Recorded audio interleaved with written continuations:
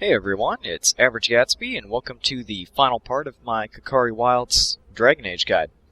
So right here I looted the guy I was moving my mouse around and picked up these pouch of ashes. I'm just going to be doing the last little side quest in this area. You just go straight north from that body and you'll happen upon a little campfire site. And right here is a really good example of when this squad group can be most effective.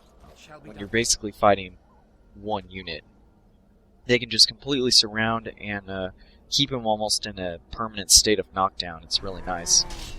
While I fight this guy, I'm just sort of splitting him up, trying to keep him as confused as possible for when each one gets the most threat against him. I'm also trying to keep Jory and Alistair there in such a way that he doesn't go around them and try to get to Davith, although he will end up doing that. One thing I want to talk about for this video is, first of all, the Kokari Wilds. This was kind of my test video for Dragon Age. You'll see I never actually put any of these videos in my main channel page, and that's because it's not really, it was just more of a test, and this section's pretty simple, and it's before you really get any party members, so I didn't want to spend too much time with it. But with the Tower of Ishal, and from then onward, it's going to be the main part of my guide. I've actually already filmed that section, and I should be bringing that to you very soon. One thing I wanted to ask you is, which viewing mode do you prefer? Do you like the view, the kind of backed up view that I have right now, directly behind the character, kind of reminiscent of WoW, and also more similar to how people on Xbox 360 play? Or would you rather I switch to the tactical view? I really enjoy both views. I was keeping this view simply because I thought this looked a little bit more exciting, and for when the combat is kind of slow, and was just hoping that that might pick up the pace a little bit, or at least create the illusion that it's moving at a quicker pace.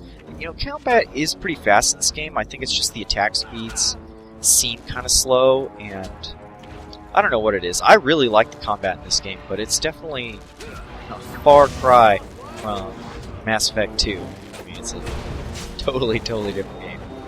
But right here, by the way, I wanted to point out, first of all, I had kind of I just got distracted. One of my roommates came in and we were talking, and I wasn't even paying attention at all, and Davith went down. But this whole section was a perfect example of when, having everyone using bows at this point would have been really valuable. I could have just sat back and taken them out one at a time, just using bows, and then if they ever moved in, easily switch in and go for the kill. Right here for this alpha, you'll see, I'm sort of letting Alistair be on his own, and then Jory and I are just teaming up on him, using our pommel strikes to take him out, and we finish him off pretty easily. But let me know about the view, which view you want to see. I think I do both for the Tower of Ishal video, and I like both equally. So I want to show this to you in the way that you want to see it. Also, this is the end portion of the actual gameplay, so if you don't want to see anything else here, as far as, well, it's not really that big of spoilers or plot or anything like that, feel free to duck out right here, and thanks for watching. But I'm going to keep going because this is one of my favorite scenes in the whole game, and an introduction to one of my favorite characters. One thing I'll just wait for this scene. I don't even remember what I was going to say here. There she is.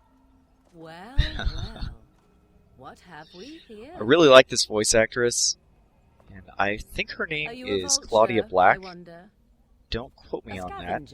but I recognized her voice when my buddy was playing Uncharted 2 the other day, and I thought to myself, hey, that's Morrigan, right? Anyway. In search of easy prey. I was also really happy that she made a appearance, well, not Morrigan per se, but Claudia Black made an appearance in Mass Effect 2, Admiral Zen. This is pretty cool. I don't know, I figure if they're a good voice actor, you might as well use them over and over again.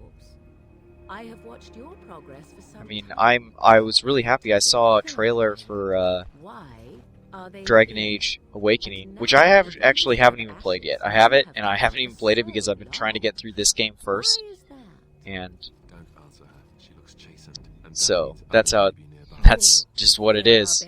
I haven't really had time to play games as much as I have previously, and so haven't really gotten into that one. But I did notice that whoever the voice actor is for Zaid is a character, not a party member, but just a NPC in Dragon Age Awakening, which I was pretty stoked to see. And you may call me Morrigan, if you wish. Shall I I really like how Morrigan is at once arrogant and yet incredibly naive. I mean, she's so intelligent, but she really doesn't know anything about the world, and that doesn't cause her to be afraid. It causes her to sort of put out this attitude of arrogance to sort of keep people back, or make people think that she's dangerous or something of that nature. Invoke a name that means nothing here any longer if you wish. I am not threatened. I haven't really decided how I'm going to be role-playing this character yet. I think I'm going to make him more badass than my first run-through. I have a noble human, but he was cool. But I just hated agreeing with Liliana on everything. I think we're going to get rid of... Well, I don't want to give away any spoilers at this point. If the pot's warmer than this forest, it'd be a nice change. nice warm pot. Anyway, I'm Average Gatsby. I'll see you guys later.